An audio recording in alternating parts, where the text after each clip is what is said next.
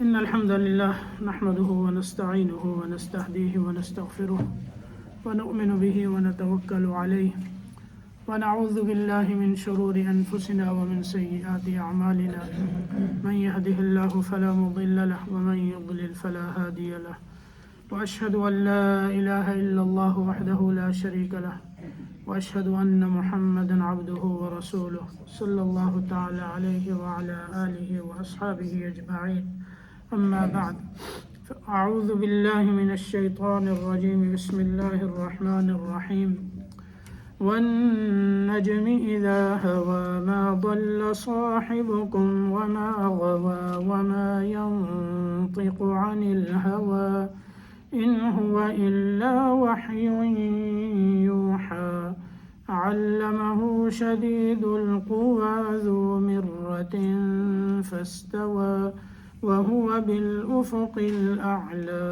ثم دنا فتدلى فكان قاب قوسين أو أدنى فأوحى إلى عبده ما أوحى ما كذب الفؤاد ما رأى أفتمارونه على ما يرى ولقد رآه نزلة أخرى عند سدرة المنتهى عندها جنة المأوى إذ يغشى السدرة ما يغشى ما زاغ البصر وما طغى لقد رأى من آيات ربه الكبرى.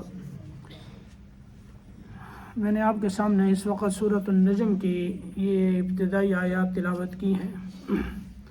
پچھلے درس میں سورۃ الاسراء کی آیت پڑھی تھی. سورۃ الاسراء یا سورۃ بنی اسرائیل، اس میں نبی پاک صلی اللہ علیہ وسلم کے معجزہ کا ذکر ہے جو مسجد حرام سے مسجد اقصیٰ تک ہوا، پھر مسجد اقصیٰ سے ساتوں آسمان اور اس سے اوپر سدرۃ المنتہا اور عرش معلیٰ تک کا سفر، یہ معراج کہلاتا ہے، اور اس کا ذکر جو ہے اس سورۃ النجم میں ہے. آپ صلی اللہ علیہ وسلم کو معراج بیداری کی حالت میں جسم اور روح کے ساتھ ہوئی. یہ کوئی خواب کا معاملہ نہیں ہے. بعض لوگوں نے اس کو خواب سے تعبیر کیا ہے، لیکن یہ غلط ہے. اور آپ صلی اللہ علیہ وسلم کو جو معراج ہوئی وہ اسی جسم اور روح کے ساتھ حالت بیداری میں، اور اس کا کچھ حصہ آپ نے پچھلے درس میں سماعت فرمایا تھا کہ مسجد حرام سے جب مسجد اقصیٰ کا سفر شروع ہوا اور جنت کی سواری براق اس پر آپ سوار ہوئے، راستے میں کچھ نشانیاں آپ نے دیکھیں، اور انہی نشانیوں کا تذکرہ چلا آ رہا تھا کہ جس میں جاتے ہوئے آپ نے مختلف مقامات پر اتر کر 2 رکعت نفل نماز ادا کی، اور پھر راستے میں ایک بڑھیا کو دیکھا، اس نے آپ کو اپنی طرف مائل کیا، پھر ایک بوڑھے کو دیکھا، اس نے مائل کیا، جبریل نے کہا آگے چلے. ایک جماعت ملی جس نے آپ کو سلام کیا، آپ نے ان کے سلام کا جواب دیا جو حضرت ابراہیم اور حضرت موسیٰ اور حضرت عیسیٰ علیہ السلام تھے.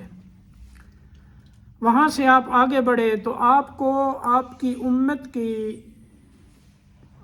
امت کے کچھ گنہگاروں کی مثالیں دکھائی گئیں کہ جو گناہ دنیا میں انسان کرتا ہے اور جن سے سختی کے ساتھ منع کیا گیا، جب انسان ان گناہوں کا ارتکاب کرتا ہے تو اس کے اوپر انہیں کیا سزائیں ہو رہی تھیں.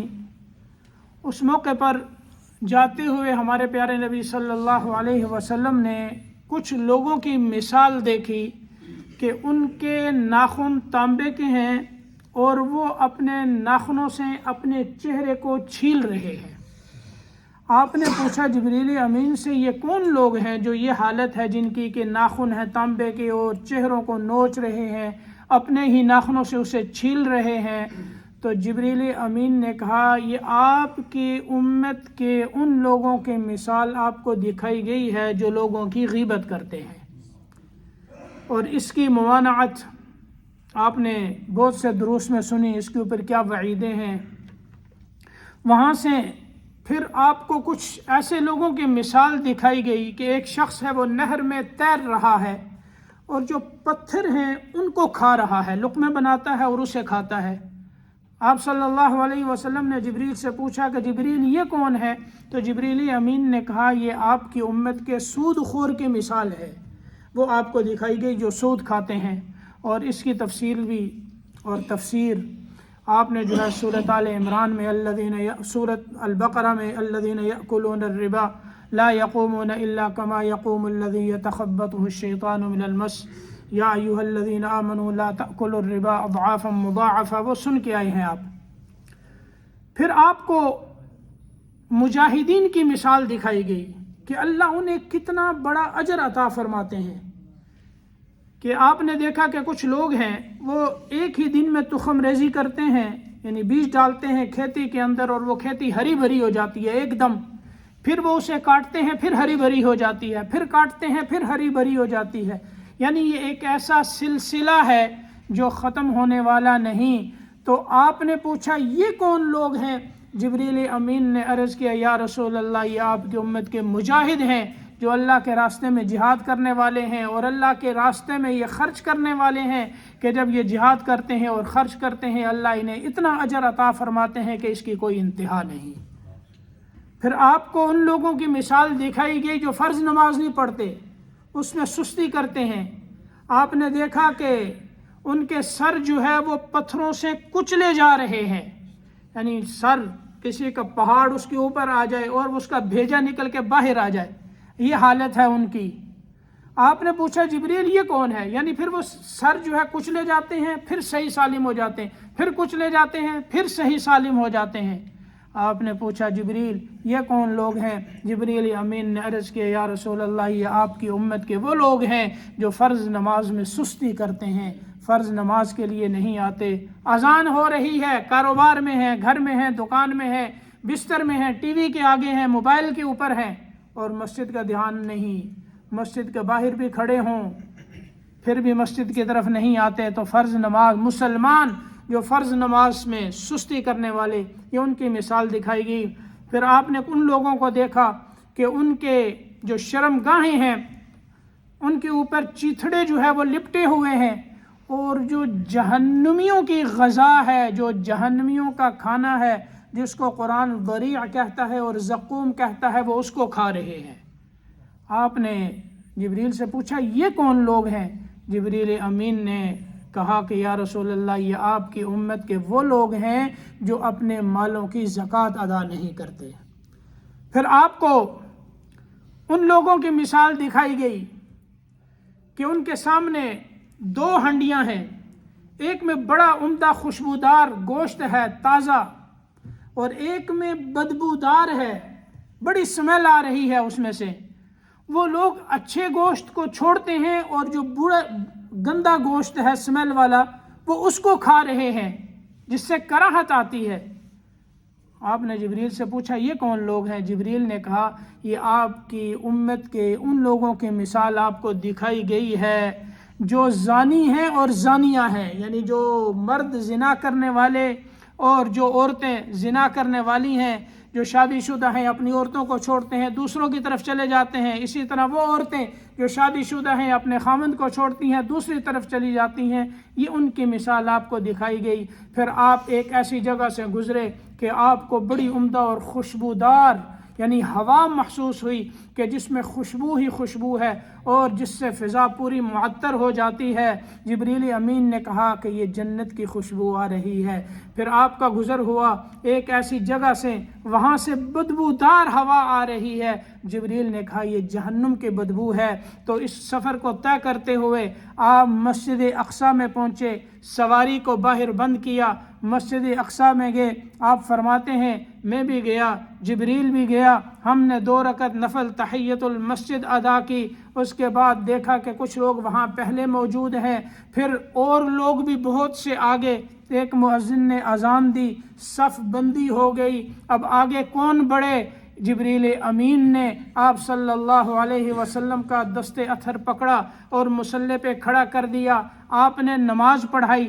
ظاہر ہے یہ جو نماز ہے یہ فرض تو ہے نہیں، یہ نفلی نماز ہے، آپ نے نماز پڑھائی، نماز سے فارغ ہوئے، آپ جبریل امین نے پوچھا یا رسول اللہ آپ جانتے ہیں کہ آپ کے پیچھے کن لوگوں نے نماز ادا کی؟ آپ نے فرمایا مجھے تو معلوم نہیں۔ جبریل نے کہا جتنے نبی اللہ نے بھیجے ہیں آدم سے لے کر عیسیٰ روح اللہ تک، سب نے آپ کے پیچھے نماز ادا کی ہے۔ تو اللہ نے انبیاء کو وہاں جمع کیا، جتنے نبی تھے اللہ نے وہاں جمع کیا، اور مرزا قادیانی وہاں نہیں تھا، جس کو نبی مانتے ہیں، جھوٹا نبی، جو کہتے ہیں کہ نبی ہے انسان یہاں ہی ان کو کچھ سمجھا دے یا عقل ہو تو یہیں سے سوچیں۔ بھئی انبیاء تو وہاں موجود ہیں، سب نے نماز ادا کی، مرزا وہاں تھا؟ کہیں گے نہیں تھا، تو پھر نبی کہاں سے ہوا؟ نبیوں نے تو نماز پڑھی، جس نے نہیں پڑھی تو نبی نہیں، اس لیے جھوٹا ہے۔ تو انبیاء کی نماز امامت سے فارغ ہوئے، وہاں ایک انبیاء اکرام علیہم السلام کے درمیان ایک کانفرنس منعقد ہوئی جس میں اللہ کی تعریف کی گئی، اور آپ صلی اللہ علیہ وسلم نے آخر میں اللہ کی تعریف کی۔ آپ نے فرمایا کہ اللہ نے مجھے رحمت للعالمین بنا کر بھیجا، تمام لوگوں کے لیے بشیر و نذیر بنا کر بھیجا، مجھ پر قرآن اتارا، مجھے امت دی جو بہترین امت ہے، آنے میں سب سے آخر میں ہے، اور جنت میں جب جائیں گے تو یہ سب سے پہلے جنت میں جائیں گے۔ وجعلنی فاتحا و خاتمہ، اور اللہ نے مجھے فاتح بھی بنایا، خاتم بھی بنایا۔ ابراہیم علیہ السلام نے تمام انبیاء سے کہا کہ یہی وہ فضائل ہیں جس کی وجہ سے اللہ نے آپ کو عظمت اور فضیلت تمام انبیاء پر عطا کی ہے۔ اس کے بعد آپ باہر نکلے اور آپ کے سامنے 3 پیالے یا 4 پیالے، بعض روایات میں آتا ہے دودھ کا، شراب کا، پانی کا اور شہد کا آپ کے سامنے پیش کیا گیا۔ آپ نے دودھ کے پیالے کو اختیار کیا، اس کو پیا، اور شہد کے پیالے میں سے بھی کچھ پیا۔ تو جبریل امین نے کہا آپ نے دین فطرت کو اختیار کیا ہے، اگر آپ شراب کے پیالے سے کچھ نوش فرماتے تو آپ کی امت گمراہ ہو جاتی، پانی کا پیالہ پیتے تو آپ کی امت غرق ہو جاتی۔ تو آپ اس کے بعد وہاں سے باہر نکلے تو دیکھا ایک سیڑھی آئی ہوئی ہے جو زمرد اور زبرجد کی ہے، جنت سے سیڑھی آئی، یعنی اللہ نے یہ اعزاز اور اکرام آپ کو جو دیا ہے۔ اللہ کے راستے میں جو تکالیفیں آئیں، عام الحزن جو پچھلے درس میں آپ نے سنا، اس سے گزر گئے کہ حضرت خدیجۃ الکبریٰ بھی اس دنیا سے چلی گئیں، آپ کے چچا ابو طالب بھی چلے گئے، طائف میں پتھر پڑے، اور اس کے بعد اللہ یہ اعزاز اور اکرام آپ کو دے رہے ہیں۔ معراج کی عزت سے اللہ سرفراز فرما رہے ہیں جنت سے سیڑھی آئی ہے، جنت سے سواری آئی ہے، جنت سے تشت آیا ہے، ہر چیز ہے، اور اب آپ اسی جسم اور روح کے ساتھ آسمانوں کے اوپر جا رہے ہیں، آپ کو بلندیاں ملتی ہیں، جبریل ساتھ ہیں، سیڑھی کی دونوں طرف فرشتے قطار لگا کر استقبال کے لیے کھڑے ہیں، جیسے کوئی وزیر اعظم آتا ہے، صدر آتا ہے، کناروں راستوں کے سائڈوں کے اوپر آپ دیکھتے ہیں لوگ کھڑے ہوتے ہیں، پتیاں نچھاور کرتے ہیں، پھول پھینکتے ہیں، تو میرے نبی پر تو جنت کے پھول جو ہے وہ نچھاور ہو رہے ہیں، فرشتے قطار باندھ کے کھڑے ہیں۔ آپ پہلے آسمان پر پہنچتے ہیں، جبریل امین دروازہ کھلوانا چاہتے ہیں، دربان پوچھتا ہے کہ آپ کے ساتھ کون ہے؟ آپ کہتے ہیں جبریل امین کہ محمد الرسول اللہ صلی اللہ علیہ وسلم ہیں۔ وہ پوچھتا ہے کیا بلائے گئے ہیں؟ وہ فرماتے ہیں کہ ہاں بلائے گئے ہیں۔ دروازہ کھولتا ہے تو سامنے ایک بڑی عظیم اور بزرگ ہستی نظر آتی ہیں۔ جبریل امین کہتے ہیں کہ یا رسول اللہ آگے بڑھیے، انہیں سلام کیجئے، یہ آپ کے باپ آدم علیہ السلام ہیں۔ آپ آگے بڑھتے ہیں، سلام کرتے ہیں، وہ جواب میں آپ کو کہتے ہیں مرحبا بالابن الصالح والنبی الصالح، ویلکم کرتے ہیں، خوش آمدید کہتے ہیں، مرحبا کہتے ہیں کہ تمہارا آنا بڑا مبارک ہے، پیارے بیٹے اور نیک نبی۔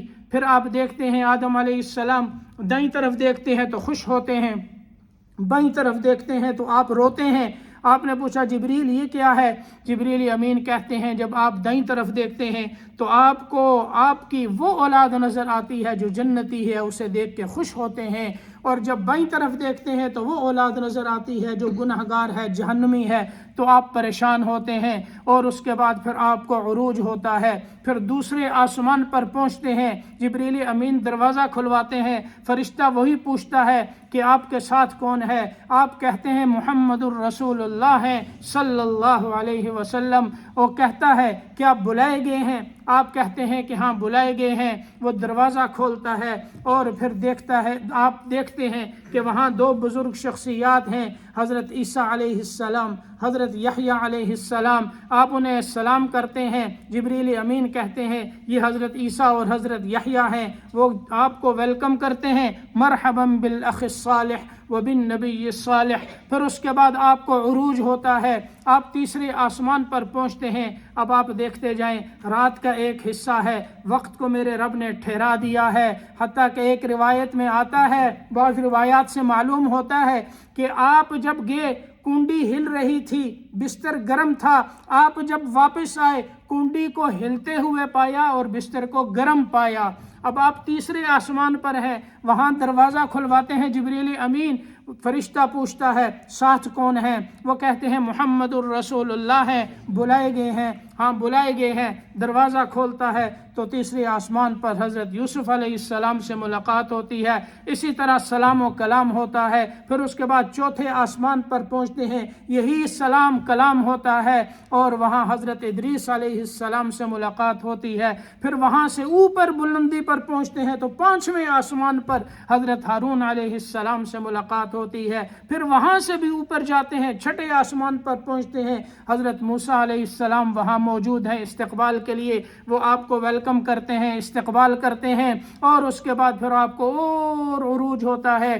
آخری آسمان جو ساتواں آسمان ہے وہاں پہنچتے ہیں تو وہاں دروازہ کھلواتے ہیں، اور پھر دیکھتے ہیں کہ ایک بڑی عظیم بزرگ ہستی ہے، وہاں بیت المعمور ہے، وہ اللہ کا گھر جو اللہ نے وہاں بنایا ہے، وہ فرشتوں کا قبلہ، فرشتوں کا عبادت خانہ ہے، وہ وہاں اللہ کی عبادت کرتے ہیں۔ حدیث پاک میں آتا ہے روزانہ 70,000 فرشتے بیت المعمور کا طواف کرتے ہیں، اور پھر دوبارہ قیامت تک ان کی باری نہیں آتی، ایک ہی دفعہ انہیں طواف ملتا ہے۔ اللہ کے جو فرشتے ہیں یہ لا تعداد ہیں، ان کو کوئی نہیں جانتا سوائے اللہ کے کہ وہ کتنے ہیں، اللہ ہی جانتے ہیں وہ کتنے ہیں۔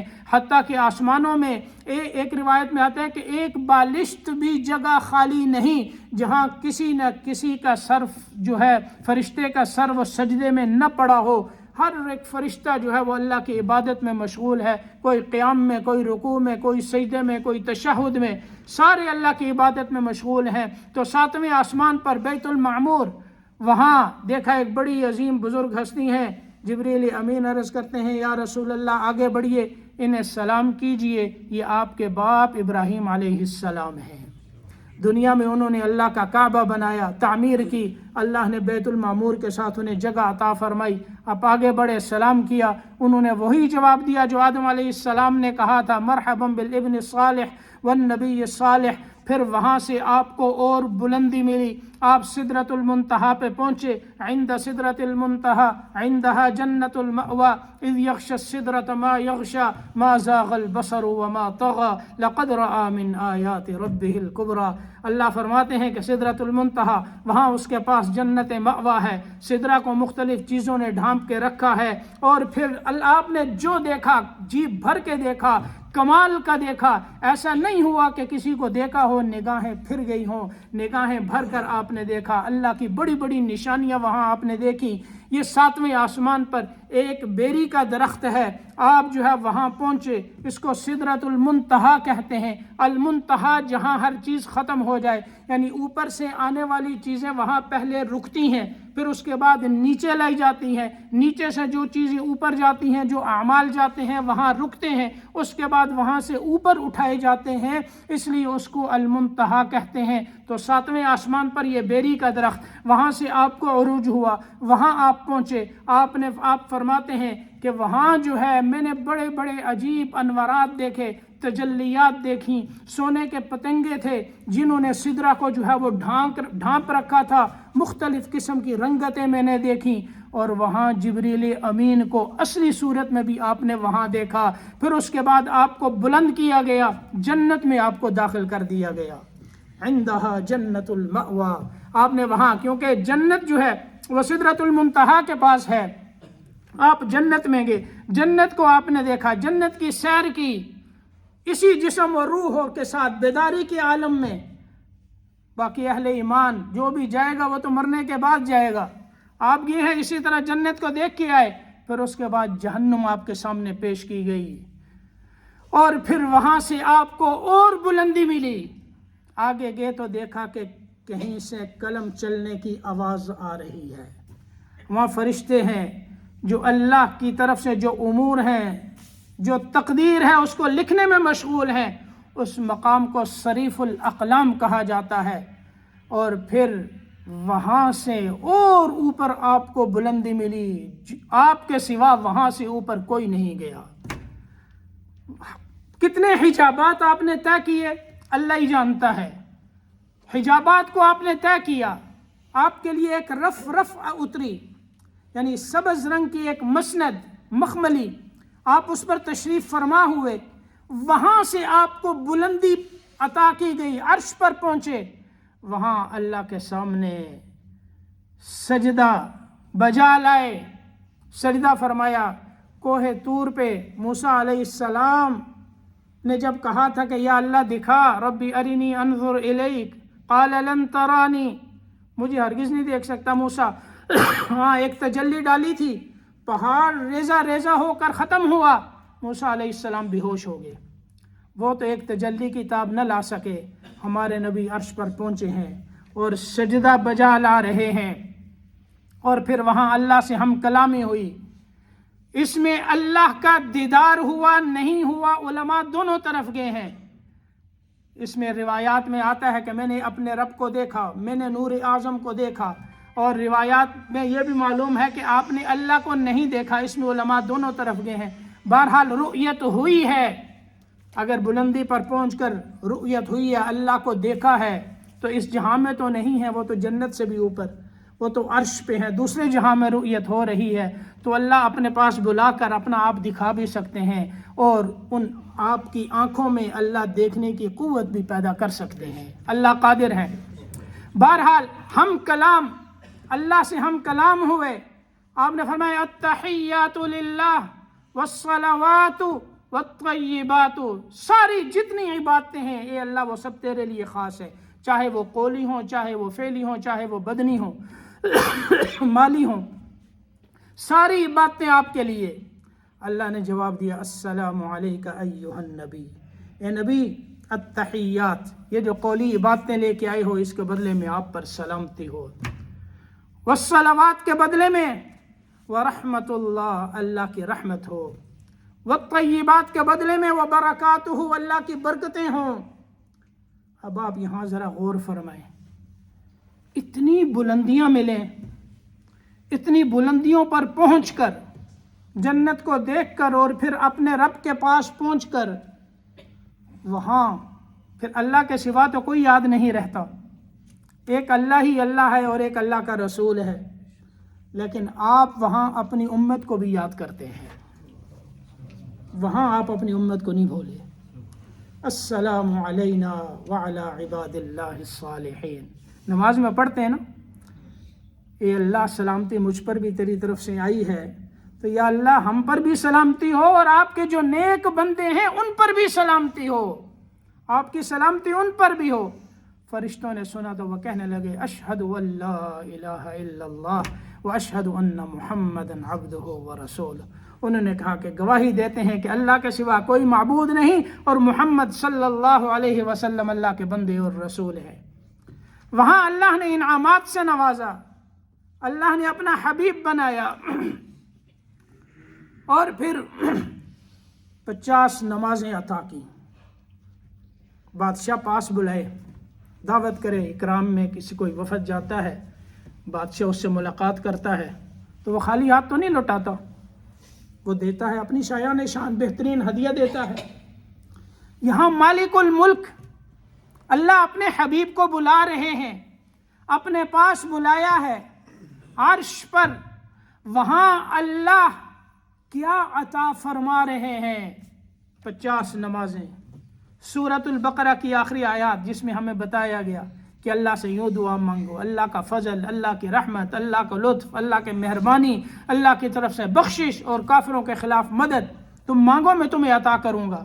اور پھر تیسرا انعام یہ ملا کہ آپ کی امت کا جو شخص جتنا مرضی بڑے سے بڑا گناہ گار ہو، بڑے گناہ کیے ہوں، لیکن مشرک نہ ہو، تو میں اس کے گناہ معاف کر کے اس کو بھی جنت دے دوں گا.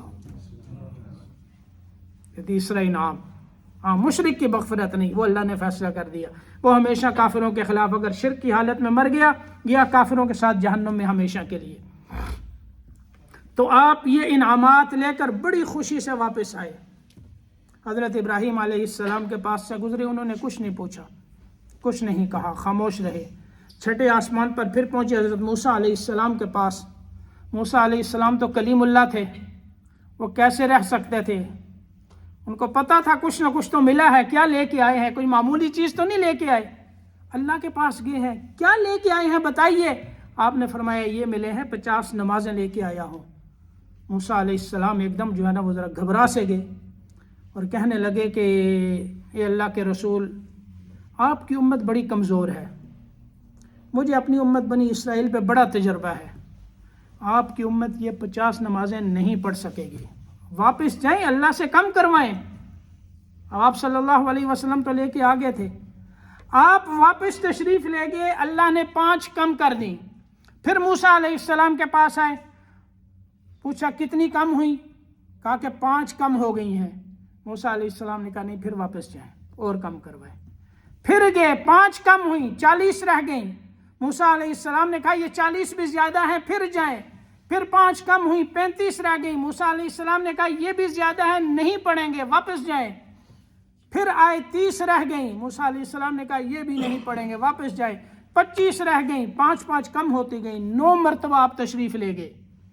پھر 9 مرتبہ آپ واپس بھی آئے.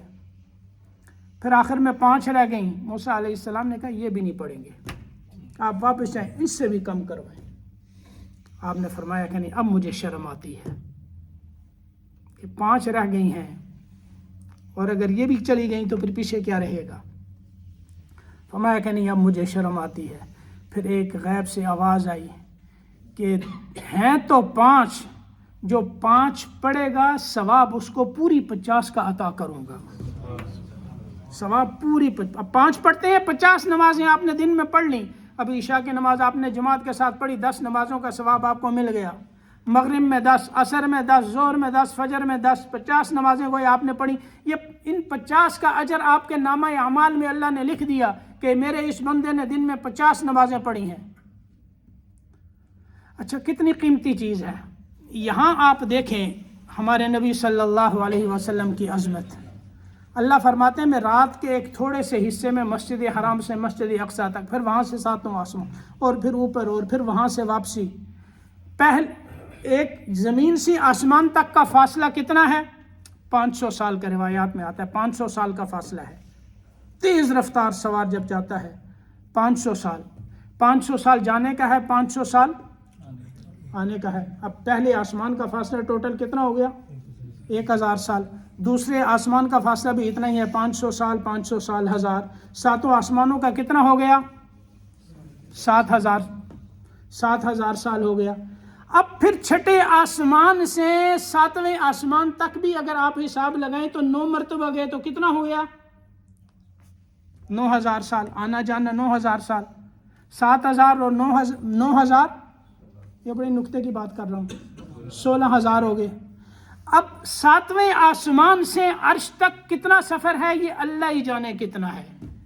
کتنے ہزار سال ہے معلوم نہیں، اللہ ہی جانے. اب ہزاروں سال وہ. اب رات کے ایک تھوڑے سے حصے میں یہ 16000 اور اس سے اوپر پتہ نہیں کتنے ہزار سال کا سفر اللہ جو ہے ایک چھوٹے سے وقت میں جو ہے اپنے نبی کو اتنے ہزاروں سال کا جو سفر کروا رہے ہیں. کتنی بڑی قدرت والی وہ ذات ہے. پہلے تو یہ چیز سمجھ میں نہیں آتی تھی، لیکن ابھی آپ دیکھیں یہاں جب صدر کی سواری گزرتی ہے، وزیر اعظم کی سواری گزرتی ہے تو پوری ٹریفک کو روک دیا جاتا ہے، ہر چیز جام ہو جاتی ہے. گاڑیاں رک گئی ہیں اور ان کی سواری جا رہی ہے۔ تو جب آپ تشریف لے جا رہے تھے تو میرے اللہ نے وقت کو ٹھہرا دیا، آپ کو پروٹوکول ملا، آپ جا رہے ہیں، وقت وہیں رکا ہوا ہے جو نیند میں ہے، ہزاروں سال وہ نیند ہی میں ہے۔ حضرت عزیر علیہ السلام کو 100 سال اللہ نے سلایا، اور اللہ نے 100 سال کے بعد جب زندہ کیا تو پوچھا کتنا عرصہ رہے ہو؟ انہوں نے کہا لبثت یوما او بعض یوم، 100 سال کے بعد کہتے ہیں دن کا ایک حصہ ہی رہا ہوں، ابھی تو پورا دن بھی نہیں ہوا، ابھی تو سورج بھی غروب نہیں ہوا، تھوڑا سا وقت جو ہے میں یہاں رہا ہوں۔ اور اصحاب کہف 309 سال تک جو ہے اللہ نے سلایا، 309 سال، اور انہوں نے کیا کہا لبثنا یوما او بعض یوم۔ تو اللہ تعالیٰ ہر چیز پر قدرت رکھتے ہیں۔ تو یہ اتنے ہزاروں سال کا سفر طے کروایا، آپ 5 نمازیں لے کے واپس آئے، مسجد اقصیٰ سے مسجد حرام میں پہنچے، صبح یہ واقعہ قریش کے سامنے بیان کیا تو کسی نے تو سر پہ ہاتھ رکھ لیا، کسی نے جو ہے وہ اپنے ماتھے پہ ہاتھ بجایا، کسی نے تالیاں بجائیں اور مذاق اڑایا کہ یہ کیسے ہو سکتا ہے، پہلے تو ہم سنتے تھے کہ یہ قرآن ہے اور یہ چیز ہے، تو اب نیا دعویٰ شروع ہو گیا کہ بھئی یہاں سے مسجد اقصیٰ اور وہاں سے 7واں آسمان اور پھر وہاں سے واپسی، ابھی تو صبح نہیں ہوئی، یہ کیسے ممکن ہے؟ عقل تو نہیں مانتی، عقل تو آج بھی نہیں مانتی، عقل ہماری شریعت کے تابع ہے، دین کے تابع ہے، وہ ہم نے دین کو ماننا ہے، عقل میں آئے یا نہ آئے۔ تو وہاں انہوں نے نہیں مانا، انہوں نے کہا کہ کیسے ہو سکتا ہے۔ ابو جہل نے دیکھا کہ یہاں ابو بکر نہیں ہے، اور اس بات کو تو ابو بکر بھی نہیں مانے گا۔ اب یہاں دیکھیں، وہاں کفار کو بھی پتا تھا کہ آپ صلی اللہ علیہ وسلم کے بعد جو بڑی شخصیت ہے اور جس کا آپ کے ساتھ تعلق ہے وہ ابو بکر ہی ہے۔ تو ابو جہل سیدھا ابو بکر کے دروازے پہ گیا اور کھٹکھٹایا، اور کہنے ابو بکر باہر نکلے رضی اللہ تعالی عنہ، پوچھا کیا بات ہے؟ کہنے لگا آج جو بات تیرے یار نے کہی ہے وہ تو نے سنی ہے؟ آپ نے فرمایا میرے نبی نے کیا فرمایا ہے؟ تو وہ کہنے لگا کہ وہ یہ کہتے ہیں کہ میں یہاں سے مسجد اقصیٰ چلا گیا اور مسجد اقصیٰ سے 7واں آسمان اور پھر واپس۔ حضرت ابو بکر صدیق رضی اللہ تعالی عنہ نے ایک سوال کیا کہ اے ابو جہل، جو تو کہہ رہا ہے کیا تو یہ بات واقعی میرے نبی کی زبان سے سن کے آیا ہے؟ وہ کہنے لگا لات عزیٰ کی قسم ابھی سن کے آیا ہوں۔ تو حضرت ابو بکر صدیق رضی اللہ تعالی عنہ نے فوراً کہا اشہد ان لا الہ الا اللہ واشہد ان محمد الرسول اللہ۔ جبریل کی حیثیت میرے نبی سے کم ہے، وہ میرے نبی کا خادم ہے، وہ آسمانوں سے زمین پر آتا ہے، زمین سے آسمان پر چلا جاتا ہے، تو میرے نبی زمین سے آسمان پر کیوں نہیں جا سکتے اور واپس کیوں نہیں آ سکتے؟ میں مانتا ہوں، ایمان لاتا ہوں۔ اب آپ یہاں دیکھیں، ابو جہل نے سنا رسول اللہ صلی اللہ علیہ وسلم سے، نہیں مانا۔ حضرت ابو بکر نے سنا کس سے؟ ابو جہل سے، اور مان گئے۔ اسی لیے آپ کو کہا گیا کہ صدیق اکبر ہے۔ اس وقت آپ کو کہا یہ صدیق، سب سے بڑی تصدیق کرنے والے یہ ابو بکر صدیق ہے۔ قریش نے کہا کہ ہمیں نہیں پتا کہ پہلا آسمان، دوسرا آسمان، 7واں آسمان کیا ہے، سدرہ کیا ہے، عرش کیا ہے، ہمیں نہیں معلوم، ہم مسجد اقصیٰ جاتے ہیں واپس آتے ہیں۔ اگر آپ مسجد اقصیٰ گئے ہیں تو وہاں کی نشانیاں دریافت کی، پوچھنے لگے کہ اس کے دروازے کتنے ہیں، اس کے روشن دان کتنے ہیں، اس کی کھڑکیاں کتنی ہیں۔ اب یہ چیزیں تو ہمیں بھی نہیں پتہ، ہم یہاں مجھے کتنے سال ہو گئے مسجد میں، مجھے نہیں پتہ کہ اس کے کتنے دروازے ہیں، کتنی کھڑکیاں ہیں۔ ہم یہاں نماز پڑھنے آتے ہیں، یہ کھڑکیاں گننے آتے ہیں۔ تو جو بھی وہاں جائے تو اس نے وہاں جا کے کھڑکیاں تھوڑی گننی ہیں، دروازے تھوڑی گننے ہیں، اور ظاہر ہے یہ سوال بیہودہ سوال ہے۔ تو آپ صلی اللہ علیہ وسلم نے سر جھکایا، جبریل امین آئے، اللہ نے فرمایا کہ اے نبی، جو آپ کو یہاں سے مسجد اقصیٰ لے جا سکتا ہے، مسجد اقصیٰ کو آپ کے سامنے بھی لا سکتا ہے۔ آپ نگاہ اٹھائیں، مسجد اقصیٰ سامنے ہے۔ وہ سوال کرتے جاتے، آپ بتاتے جاتے، سوال کرتے جاتے، آپ بتاتے جاتے۔ اور یہ چیز تو اب مشکل نہیں، آج کل تو میڈیا کا دور ہے، کہاں سے یہ فون کے اوپر ہر چیز سامنے آ رہی ہوتی ہے، کہاں بیٹھے ہوتے ہیں۔ تو جب ان کے پاس کوئی بات نہ رہی تو بالآخر انہوں نے کہا کہ ہم نہیں مانتے۔ نہیں ماننا تھا، نہیں ماننا کا یہ بھی جو ہے نا، یہ سب سے بڑا جادوگر ہے۔ آخر میں یہ کہہ کر ٹال دیا۔ تو اللہ نے ہمارے نبی صلی اللہ علیہ وسلم کو یہ معراج کا عظیم معجزہ عطا فرمایا۔ پھر اس میں اللہ نے جو انبیاء سے ملاقات کروائی، اس میں بھی بڑی حکمتیں ہیں۔ اور پھر اس میں اللہ کی قدرت ہے، اور آپ صلی اللہ علیہ وسلم کا یہ بہت بڑا اعزاز، بہت بڑا معجزہ بھی ہے. جس طرح قرآن آپ کا بہت بڑا معجزہ ہے، یہ آپ کا بہت بڑا معجزہ ہے. اور اسی طرح آپ کو اس واقعے کے اندر معراج کی رات میں اللہ نے آپ کو جو نمازیں عطا کی ہیں، یہ سب سے بڑا قیمتی تحفہ ہے. اور یہی دن میں 5 مرتبہ فرض ہے. باقی جو ارکان ہیں، زکوٰۃ اس پہ آئے گی جو صاحب نصاب ہے، حج اس پہ آئے گا جو صاحب استطاعت ہے، رمضان کے روزے سال بھر آئیں گے، وہ بھی اگر مریض ہے، بیمار ہے، نہیں رکھ سکتا تو صحت یاب ہونے پہ رکھ لے، مسافر ہے تو سفر میں نہیں رکھ سکتا تو سفر سے واپس آئے تو رمضان کے بعد اس کی قضا کر لے. لیکن نماز یہ کسی حال میں معاف نہیں. ہاں، وضو کرنے پر قدرت نہیں ہے، تیمم کر لو. اللہ نے یہ تیمم صفت تیمموا صعیدا طیبا، بھائی تیمم کر لو، مٹی پہ ہاتھ مارو، چہرے پہ لاؤ اور بازوؤں پہ لے آؤ، تمہارا غسل بھی ہو گیا، تمہارا وضو بھی ہو گیا. اب پڑھو، کھڑے ہو کے نہیں پڑھ سکتے بیٹھ جاؤ، بیٹھ کے نہیں پڑھ سکتے لیٹ کے پڑھ لو، اگر اٹھ بیٹھ نہیں سکتے اشاروں سے پڑھ لو، معافی کوئی نہیں. یہ ایک فرض نماز، اور یہی ہے، اس لیے نا کہ نماز یہ مومنین کی معراج ہے، یہ قیمتی تحفہ اللہ نے وہاں دیا.